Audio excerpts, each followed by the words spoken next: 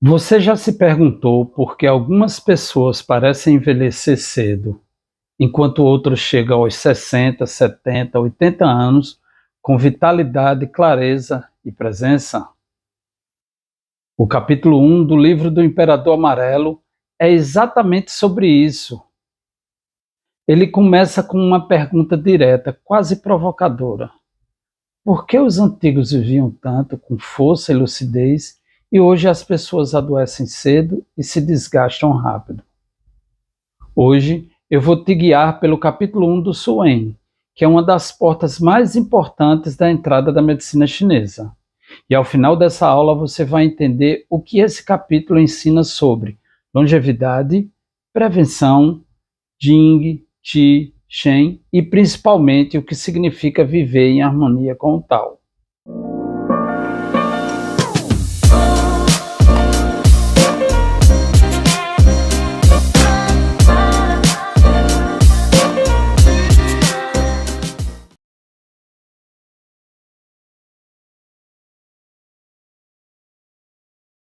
O capítulo 1 é conhecido como A Verdade do Céu nos Tempos Antigos, e ele funciona como um prólogo filosófico e clínico.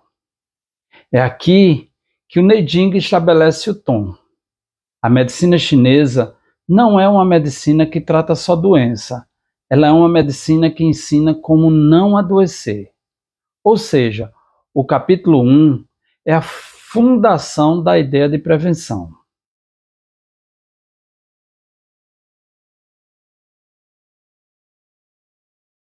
O Imperador Amarelo pergunta ao Thibaut algo mais ou menos assim.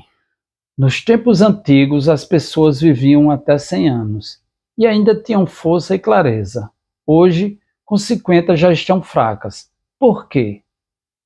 Essa pergunta não é só histórica, ela é profundamente atual. Porque hoje a gente vive um paradoxo.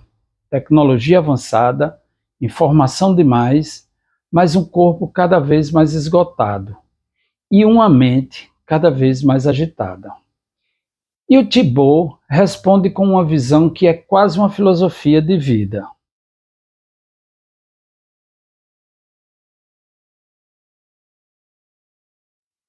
A primeira grande resposta do capítulo é: os antigos viviam de acordo com o Tao, o caminho. E aqui é importante entender, Tao não é uma religião, Tao é o caminho, o ritmo natural, a ordem viva da existência. Viver de acordo com o Tao significa respeitar os ciclos, ter medida, não exagerar, preservar a essência e manter o espírito centrado. E isso já nos dá uma chave. O envelhecimento acelerado não é azar, ele é consequência de um modo de vida.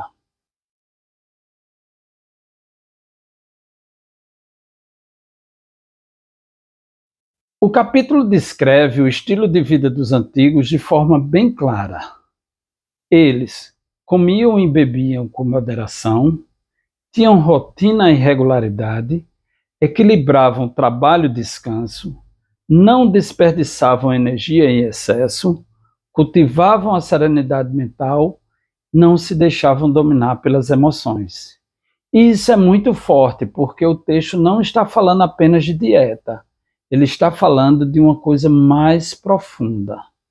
O modo como você vive decide o quanto você preserva ou consome do seu Jing.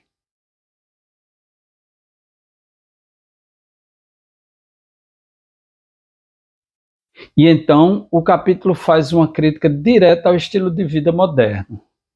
Ele diz que as pessoas bebem demais, se desgastam com excesso, vivem em exaustão, forçam o corpo e a mente além do limite e perdem o equilíbrio. E aqui aparece uma ideia central. O adoecimento não começa no corpo, ele começa na ruptura do ritmo. Quando o ritmo quebra, o Qi se desorganiza. Quando o Qi se desorganiza, o sangue perde a harmonia. Quando o sangue e Qi perdem a harmonia, os órgãos entram em desequilíbrio.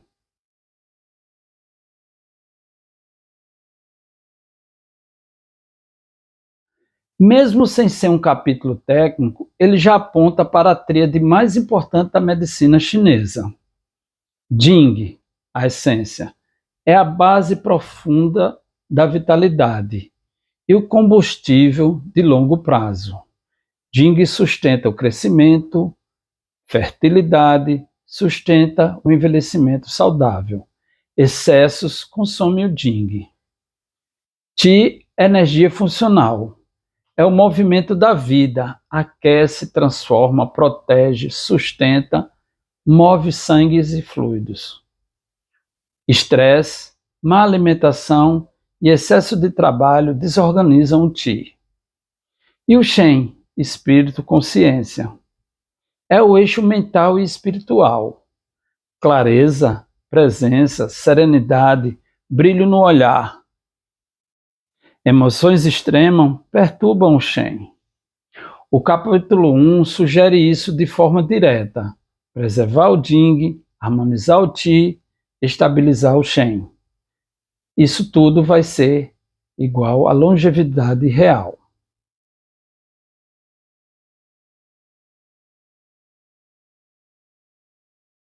O capítulo 1 introduz uma noção fundamental: envelhecer é natural, mas envelhecer mal não é inevitável.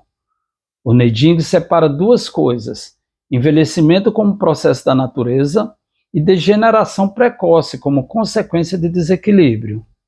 E isso muda completamente a visão clínica, porque na medicina chinesa, muitas doenças crônicas são vistas como desgaste progressivo, consumo da essência, perda de harmonia do Qi, além de instabilidade do Shen.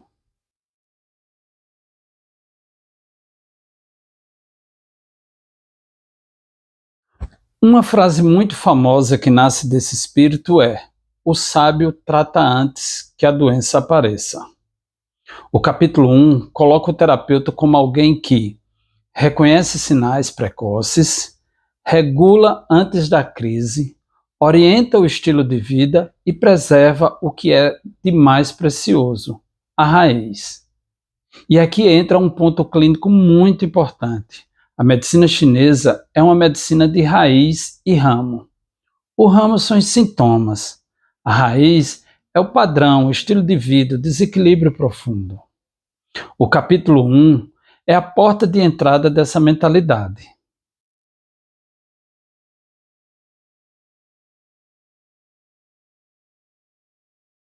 O capítulo 1 também sugere que os antigos viviam em sintonia com os ciclos.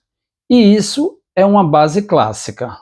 Na primavera, expandir com moderação. No verão, dispersar sem consumir o yin. No outono, recolher e proteger o pulmão. No inverno, armazenar e preservar o rim, o Jing. Quando a pessoa vive o contrário disso, agita no inverno, dispersa demais no verão, ressaca no outono, trava na primavera, o corpo paga a conta.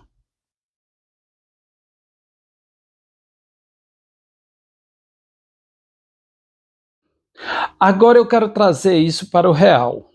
Se você atende pacientes ou se você estuda medicina chinesa, o capítulo 1 te ensina uma pergunta essencial: onde essa pessoa está desperdiçando energia? Pode ser excesso de trabalho, excesso de preocupação, excesso de estímulo mental, excesso sexual, excesso de comida, excesso de telas e agitação, excesso de controle emocional. E ao mesmo tempo ele ensina outra pergunta: o que essa pessoa precisa preservar para voltar ao eixo?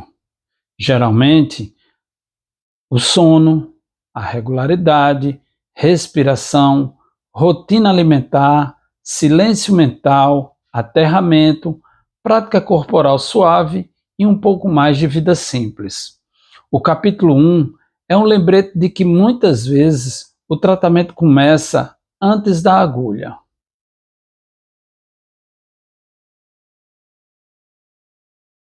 Então, o capítulo 1 do Suen é um manifesto.